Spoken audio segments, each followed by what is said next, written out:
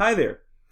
So in a previous video, we talked about how finance deals with the study of two main questions. How do we make good investment decisions, and how do we make good financing decisions? Now you may very well ask, who's this person who's responsible for making these decisions? And so in corporate finance, or in finance in general, we refer to this guy as the financial manager. You'll see this term come up every now and then. We'll say, oh, the financial manager is considering doing this. The financial manager is considering investing in this project. And so financial manager is very loosely our way of saying, like, this is the person who's responsible for making good investment and financing decisions. In which case, you may very well come back and say, okay, then who is the financial manager? Right? So who is the financial manager? Now, in most large corporations, the financial manager role is that of the chief financial officer, or the CFO. If you look at a typical organization structure, and again, it can vary from corporation to corporation. Typically, you'll have the board of directors at the very top, right? So these are the people who are sort of overlooking or monitoring or advising the management, typically the chief executive officer. So the chief executive officer is going back and reporting to the board of directors. But then right under the CEO, you have your C-suite basically is comprised not only of the chief executive officer, but then you have all these different vice presidents, and the chief financial officer is right here. And this guy, as you can see, is overlooking all the roles that are doing meaningful stuff in finance. So for example, you have the controller here, the treasurer here, even the internal auditors. They're all going back and reporting to the chief financial officer.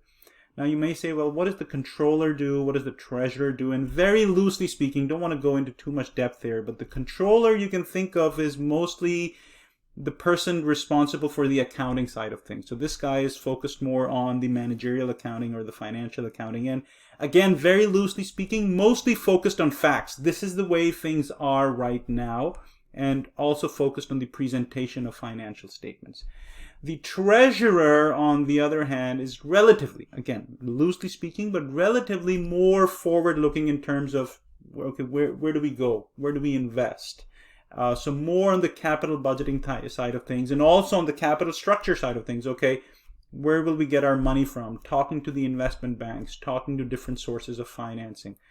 And so the chief financial officer is overlooking both of these important roles. So in that sense, the ultimate decision resides with this guy. Now, again, this role could be shared between certain people too sometimes. Some in relatively smaller corporations, the chief executive officer and the chief financial officer may very well be the same role. Again, it kind of depends on the scale. And sometimes this financial manager role could be divided into different people. For example, for very large conglomerates, for example, which are in different companies, different businesses, you'll likely not have like multiple CFOs, but you will have multiple financial managers, each within their own respective division. So again, this organizational structure can be very complex. But my point is that whenever we use the term financial manager in the subject, which we will very often, you can think CFO for corporations, but don't, and again, this is a point that I've emphasized, don't just think about what you're doing here as something very specific to corporate finance, okay?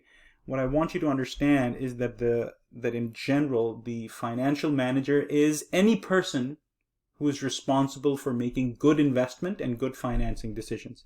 In corporations, that's typically the CFO, but in your life, that person is you.